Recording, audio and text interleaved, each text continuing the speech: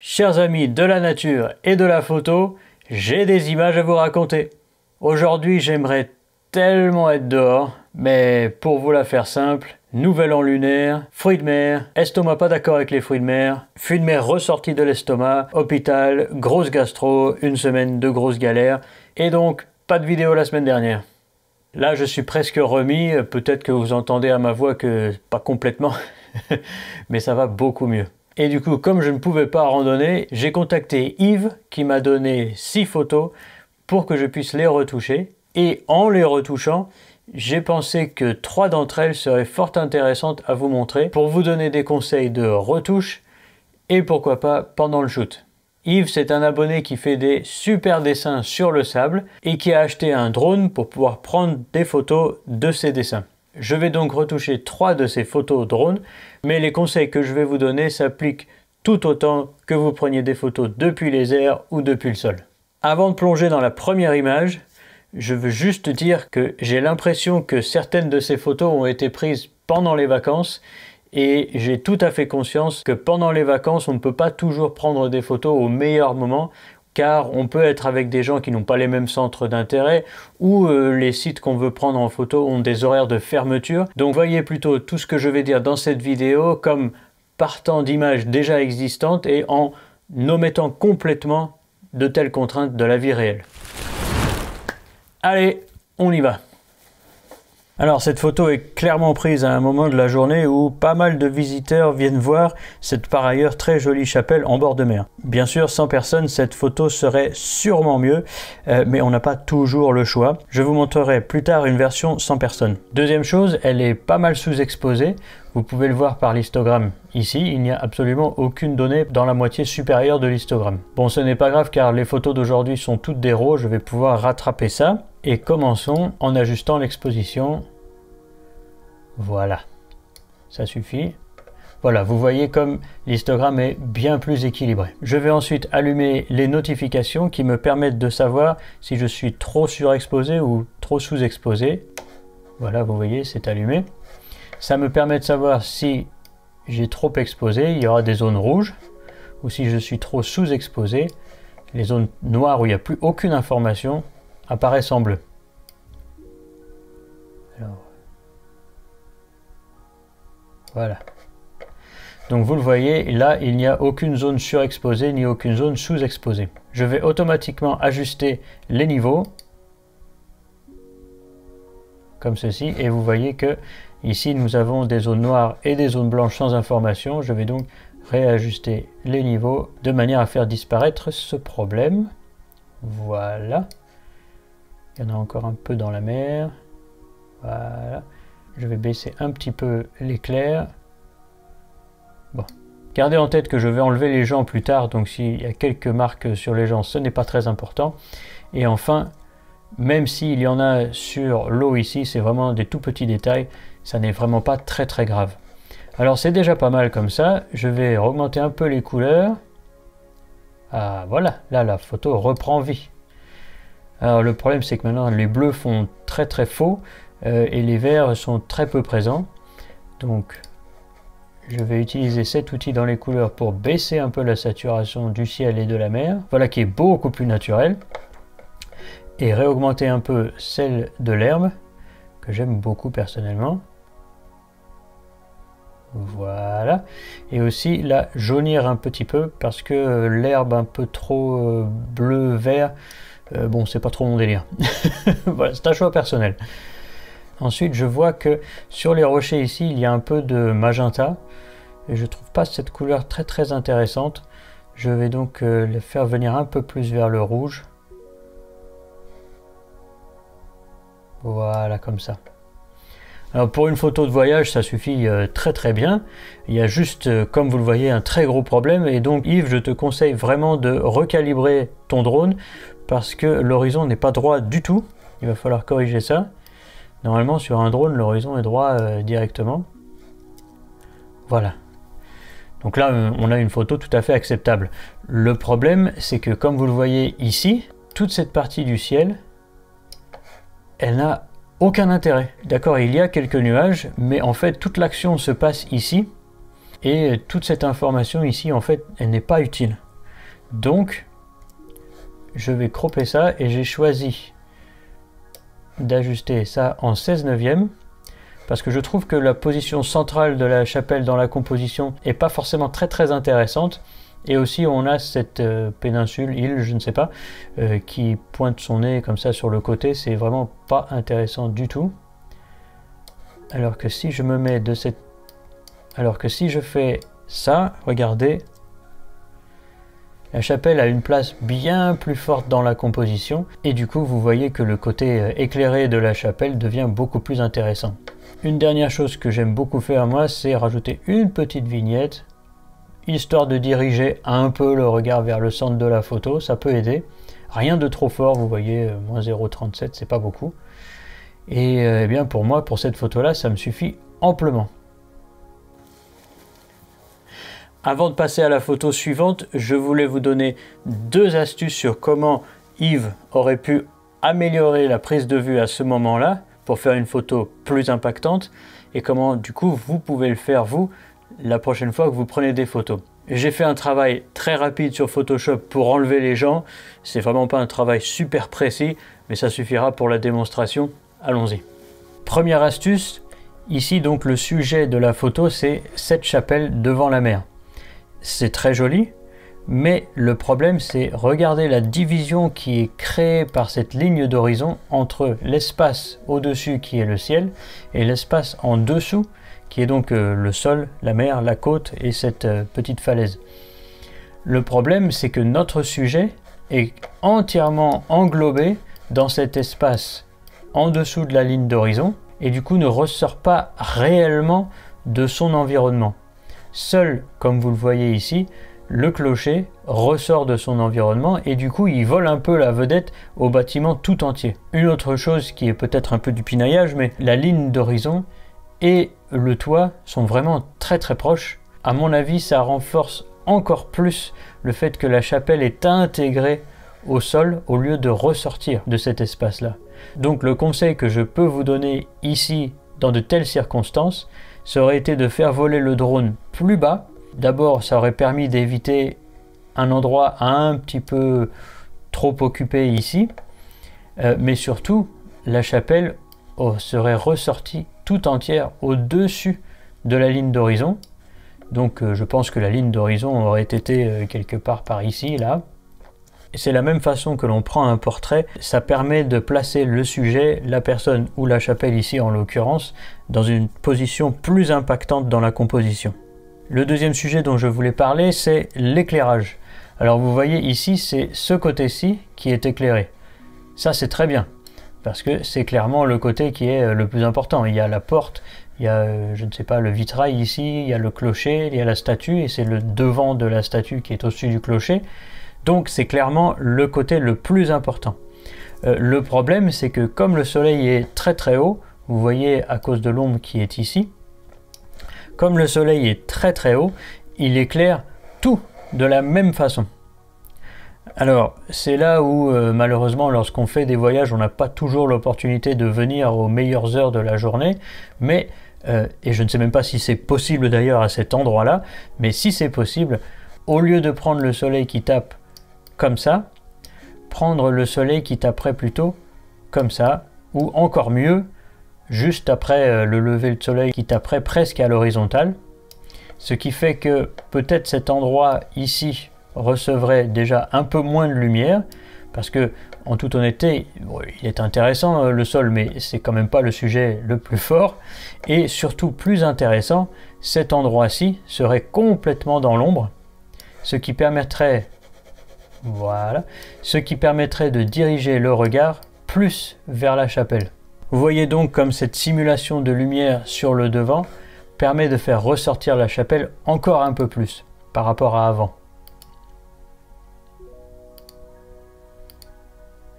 Voici une autre photo que Yves m'a envoyée qui, à mon avis, illustre encore plus ce problème-là. Encore une fois, peut-être qu'il n'avait pas eu le choix du moment de la prise de vue, mais si vous avez le choix pour votre prochaine prise de vue, regardez d'abord votre sujet en vous demandant quel est le côté le plus intéressant. Et vous voyez donc cette partie du mur très éclairée et sur lequel il y a une ombre celle des arbres ici, ça crée un contraste qui attire vraiment très fort le regard, mais il n'y a rien d'intéressant sur ce mur-là. Alors que si la lumière venait de la droite, sur ce mur où il y a tellement plus de détails, tellement plus intéressant, la photo aurait été beaucoup plus impactante. Voilà donc les deux conseils que je tire de la photo de la chapelle et de celle de cette propriété. Je voulais vous donner une guideline au cas où vous auriez besoin d'étapes à suivre pour choisir l'heure à laquelle vous voulez prendre vos photos de nature ou de paysage. C'est très simple, posez-vous les questions suivantes. Quelle est la face la plus intéressante de mon sujet? À quel moment de la journée le soleil illumine le mieux cette face de mon sujet? Et si c'est à 7 h du matin au lever du soleil, debout! Alors passons à la deuxième image. Ici, on va parler de l'imitation de notre matériel photographique moderne. C'est parti. Maintenant, vous voyez un des dessins que Yves a fait sur une plage. C'est vraiment très joli. Et j'en profite pour vous dire que son Instagram et son site internet sont en description. Envoyez-lui donc un peu d'amour. Et si vous voulez utiliser ses talents, n'hésitez pas à le contacter. Il ne sponsorise absolument pas cette vidéo. Je trouve qu'il a du talent et je veux donc lui filer un petit coup de main. Ici, le problème, je ne vais pas vous le cacher très longtemps, c'est le soleil qui reflète sur l'eau. Et toute cette zone blanche, regardez, est complètement brûlée. Il n'y a aucune information. Si j'allume les notifications, vous le voyez, tout est rouge. Et là, malheureusement, je ne peux rien y faire. Vous voyez, même si j'essaye d'aller récupérer, je sais que la zone rouge a disparu, mais regardez dans le détail, vous voyez qu'il n'y a plus aucune donnée dans les zones blanches. Et du coup, ici, pas de magie, cet endroit est complètement mort. Donc je vais commencer par retoucher la photo et je m'en préoccuperai à la fin au moment du recadrage. En réalité, en regardant l'histogramme, je vois que cette photo est plutôt pas mal exposée. On va juste monter un petit peu. Voilà, comme ça. Et vous voyez que cette zone est encore plus présente. Donc je vais abaisser un peu les traits blancs. Voilà, histoire d'avoir à peu près les mêmes tons autour. Ensuite, j'ai choisi le sujet qui est le dessin, donc je vais tout faire pour que ce soit le dessin que vous regardiez d'abord et la mer ou le bord de mer après. Pour ce faire, je vais donc baisser la luminosité de la mer. Je crée donc un nouveau layer, j'utilise un masque gradué, voilà, ainsi, et je vais donc baisser un peu la luminosité de la mer. J'ai oublié d'augmenter un peu les couleurs. Voilà, on va redonner un petit peu vie à cette photo. Si j'enlève le masque gradué de cette façon, l'eau et le dessin se font un peu la compétition pour votre regard, en oubliant évidemment cette grosse tache blanche devant. Donc je vais garder ça. Mais personnellement, je ne suis pas très satisfait. Je trouve que ce dessin ne ressort pas assez. Je vais donc créer un autre masque gradué sur la plage cette fois-ci. Augmenter un peu l'exposition de cette façon-là, augmenter un peu le contraste, histoire que ça attire un peu plus le regard,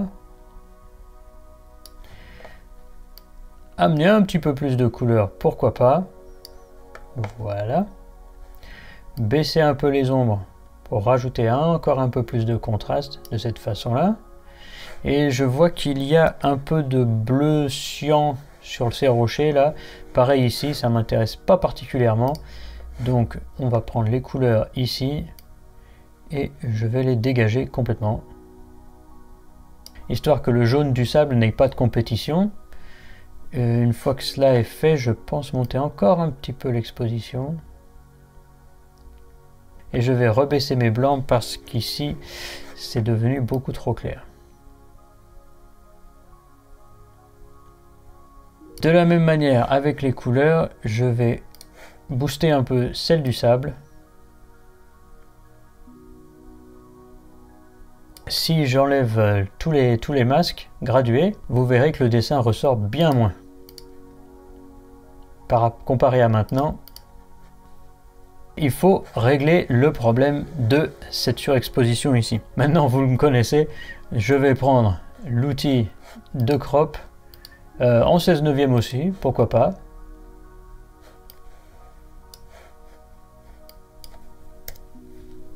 Et regardez ça, le dessin a une place bien plus importante dans la photo. Maintenant, vous ne regardez pas grand-chose d'autre. Et surtout, la grande tache blanche qui prenait toute notre attention, et bien maintenant, je trouve qu'elle crée un contraste attirant entre la rosace plus foncée sur le sable et donc le reflet du soleil sur la mer. Vous pouvez encore approfondir en créant un nouveau layer, en peignant sur le dessin lui-même et en allant chercher encore un peu plus de luminosité, histoire de faire ressortir un peu plus le dessin encore. Voilà. Si je vous montre l'image en petit, vous voyez que là, pour le coup, il ressort vraiment très bien.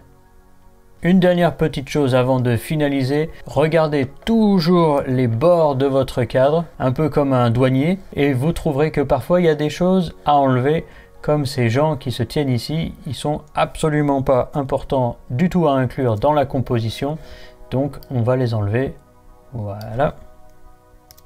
Et là, la compo est prête. En re-regardant encore une fois, j'ai l'impression d'avoir baissé un petit peu trop la luminosité de la mer. Voilà, je pense que ici ça suffira.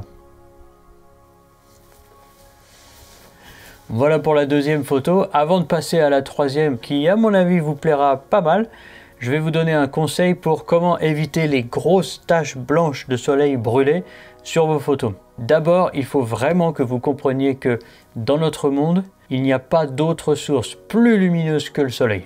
Ça peut paraître évident, mais ça fait une très grosse différence. Ça veut dire que si vous incluez le soleil dans votre compo, ou des reflets du soleil, là on l'a vu sur la mer, mais ça peut être sur une vitre, sur un miroir, sur n'importe quelle autre surface réfléchissante, cette lumière sera nécessairement bien plus forte que tout ce qu'il y aura autour. Dans ces cas-là, il vous faut absolument prendre une photo en RAW et sous-exposer un peu. Le mieux serait de faire un bracketing, donc un HDR, pour pouvoir ensuite assembler les photos plus tard sur l'ordinateur et donc rassembler un peu l'histogramme vers le centre. Donc pour résumer, il n'y a pas de source plus lumineuse que le soleil sur Terre pour éviter les zones brûlées, soit sous-exposées, et si même ça n'est pas suffisant, alors faites un bracketing. Bien, passons à la dernière photo de la vidéo qui, j'espère vraiment, va changer la façon dont vous prenez les photos de coucher et de lever de soleil. Ah, j'ai levé la barre là. Hein. La photo que je vais vous montrer, je ne sais pas du tout si c'est un lever ou un coucher de soleil, mais j'ai envie que ce soit un lever de soleil, donc je vais dire que c'est un lever de soleil. D'accord? Regardez-moi ce lever de soleil. On fait pas beaucoup plus beau. Je vais vous donner l'argument principal de ce segment de la vidéo et peut-être que je vais vous choquer un petit peu, mais un coucher ou un lever de soleil, ce n'est pas un sujet. Je vois énormément sur les réseaux, principalement en venant de débutants dans la photographie, qui prennent des photos du ciel car les nuages c'est très joli. Oui, c'est vrai, les nuages c'est très joli, mais j'insiste, des nuages ou un ciel en soi, ce ne sont pas des sujets. Ou alors très rarement. Le ciel, c'est un fond sur lequel votre sujet doit être mis en valeur. Ou inversement, si vous voulez que ce ciel soit votre sujet, je vous encourage très fort à utiliser un élément du sol pour mettre ce ciel en valeur. Et cette image, c'est une illustration parfaite de ce que je veux vous dire. Ici, le ciel prend une place disproportionnée dans le cadre, pendant que le sol, qui donc est relégué tout en bas, n'attire pas du tout le regard, n'ajoute finalement rien à l'émotion de la vue et donc se retrouve complètement inutile. C'est pourquoi, à mes yeux, cette image combine deux problèmes. Un, comme je l'ai dit, le ciel n'est pas un sujet, il ne suffit pas à lui-même pour créer une composition. Et deux, une autre erreur que je vois très souvent, on n'a pas besoin toujours de montrer tout le ciel pour montrer un beau coucher ou un beau lever de soleil. Et en fait, presque jamais. Au contraire, laissez l'imagination de la personne qui regarde votre photo remplir les trous. C'est bien souvent plus efficace. Passons à la retouche et après je vous expliquerai comment régler ce problème-là. Alors ici, Yves a fait un très bon travail d'exposition. Vous voyez, il n'a absolument pas brûlé du tout les détails, même en bas de ces nuages-là. Si j'allume les alarmes, vous voyez, il y a très peu. Ça peut se rattraper facilement. Et les noirs, c'est généralement peu un problème en photo numérique. Regardez, si j'augmente un peu les noirs, on voit tout à fait Eh bien qu'en fait c'est à la campagne et qu'il y a un champ ou une prairie devant le photographe. Ici, comme vous voyez, déjà l'exposition est un petit peu mieux équilibrée maintenant que j'ai remonté un peu les noirs, mais tout ça reste très très foncé. Donc on va augmenter l'exposition générale de la photo. Bien. Rebaisser un peu le ciel. Et voilà, rééquilibrer notre histogramme de cette façon-là. On allume les alarmes, vous voyez, il n'y a plus rien dans les noirs, ça c'est bien. Il y a beaucoup plus dans les blancs pour le coup, donc je vais régler un peu ça, mais ça suffit amplement. Alors je trouve que la balance des blancs ici est un peu froide. Alors je sais que ça fait ressortir les couleurs sur les nuages, mais ça reste quand même très très froid. Moi j'aime bien remonter un petit peu les températures. Voilà. De cette façon-là, je pense que ça suffit amplement. Et là, en réalité, on n'a pas le choix. Il faut faire un travail sélectif. Donc, je vais créer un nouveau layer. Je vais utiliser un des nouveaux outils sur Capture One qui est l'utilisation de l'intelligence artificielle pour ne masquer que le ciel, vous le voyez. Vous avez la même chose sur Lightroom, donc profitez-en. Bien sûr, vous pouvez le faire à la main si vous n'avez pas cet outil-là. Il suffira de peindre la zone qui est en rouge maintenant. Et donc là, ce que je vais faire tout simplement, c'est rebaisser un peu mon exposition. Pas beaucoup, parce qu'en réalité, pour que les couleurs pop du coucher ou du lever de soleil, il faut baisser surtout les ombres, histoire de créer un contraste. Voilà.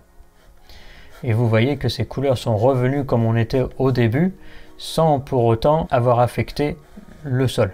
Je vais néanmoins augmenter un petit peu le contraste. Un dernier outil qui peut beaucoup servir, c'est la Clarity. Alors je ne sais pas comment on dit en français. Si je ne dis pas de bêtises, ça va affecter les contrastes des tons moyens. Il y a des gens qui aiment pousser ça pour augmenter le contraste. Vous voyez, c'est beaucoup plus dramatique. Et moi, je suis plutôt de l'autre côté pour apaiser la vue. Ça, c'est une question de style. C'est vraiment une licence artistique là de la personne qui retouche. On y est presque. Je vais un petit peu augmenter la luminosité.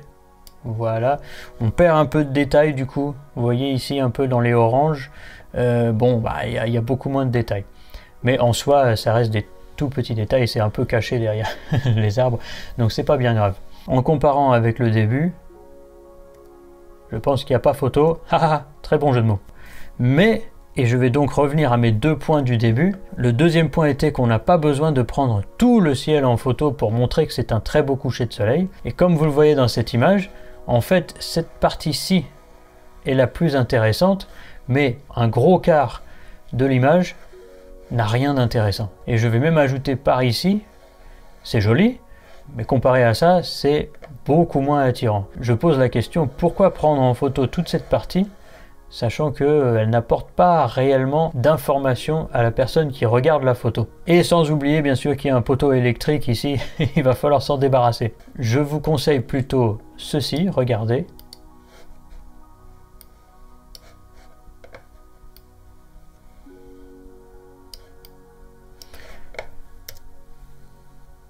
Pourquoi je trouve cette compo beaucoup plus forte? D'abord, c'est un carré, ce qui permet de stabiliser le regard dans l'image. Ensuite, les arbres en bas, au lieu d'être complètement inutiles comme ils étaient avant, maintenant ils deviennent soit le sujet de la photo, soit le deuxième sujet qui permet d'aider le ciel à exister. Et en faisant cela, regardez comme le ciel devient beaucoup plus impactant. Et comme les lignes créées par les nuages font tourner le regard en suivant ma souris, vous pouvez le voir, comme ça. Et du coup, votre regard reste grosso modo sur cette partie de l'image. Alors que si je reviens comme on était avant, ici, votre regard, bon, il veut regarder la partie lumineuse, c'est bien normal, donc il regarde ici, mais du coup, vous partez là, cette ligne-là vous emmène en dehors du cadre, et du coup, ce lever de soleil se retrouve complètement effacé. Et vous voyez désormais que ne pas avoir inclus tout le ciel n'a pas du tout pénalisé la beauté de ce lever de soleil. Bien au contraire, en se focalisant sur la partie la plus importante, la plus intense, on en montre le plus beau côté. Et moi, je ne pense pas avoir besoin de tout le reste. Mais dites-moi en commentaire, qu'est-ce que vous en pensez? Est-ce que vous auriez fait ce recadrage en particulier? Ou est-ce que vous seriez plutôt allé pour un 16/9? En partant du coin, on arrive ici, on suit cette ligne et on revient très naturellement vers cela. C'est pas ma préférence à cause du poteau. Dans mes images, je suis très anti-poteau. Alors dites-moi quelle composition a votre préférence et est-ce que vous préférez quand même prendre tout le ciel malgré ce que j'ai dit? Après tout, je peux me tromper, je le comprends tout à fait. J'espère vraiment vous avoir convaincu grâce à ce recadrage. Pour résumer, n'oubliez pas, lorsque vous prenez des photos de lever ou de coucher de soleil, vous n'êtes pas obligé de prendre tout le ciel en photo et le ciel n'est pas un sujet en soi. À la place, concentrez-vous sur le plus bel endroit, le plus intense, là où les couleurs sont les plus fortes. Mettez un sujet sur le sol de façon à ce que ces deux choses travaillent en harmonie dans votre cadre et vous verrez que vos photos, je vous le promets, seront beaucoup plus fortes. Ça fait beaucoup d'informations pour cette vidéo, je pense que je vais arrêter là. Les techniques de retouche que je vous ai montrées sont vraiment très basiques et très simples. Bien sûr, au-dessus de ça, il faudra appliquer votre patte artistique de manière à rendre chaque image personnelle. Je me suis arrêté à l'étape d'avant, à la correction. J'espère de cette façon-là avoir aidé un maximum de personnes, surtout si vous débutez dans la retouche, parce que je sais que ça peut être déroutant de se retrouver face à une interface comme celle-là quand on ne la connaît pas très bien. Je veux remercier Yves encore une fois pour m'avoir donné ces images et m'avoir inspiré à faire cette vidéo. J'espère que les conseils que j'ai énoncés dans cette vidéo t'aideront lors de tes prochains vols et aideront tous les autres lors de votre prochaine prise de vue. J'ajoute aussi que je préférerais largement être en extérieur. Aujourd'hui, c'était des circonstances particulières. Mais la semaine prochaine, clairement, je serai dehors. Ça me manque très fort. Laissez-moi votre avis dans les commentaires sur ce style de vidéo. Si vous pensez que ça a de la valeur pour vous et que ça peut vous aider, je suis prêt à en faire une tous les 2 ou 3 mois avec vos photos. Si vous m'encouragez à le faire dans les commentaires, je concrétiserai ce projet. Allez, assez de blabla pour aujourd'hui. Likez la vidéo, abonnez-vous pour ne pas rater les suivantes, partagez-la à ceux que ça pourra aider, car vous le savez, je compte sur vous pour faire grossir cette chaîne pour que j'ai encore beaucoup d'images à vous raconter.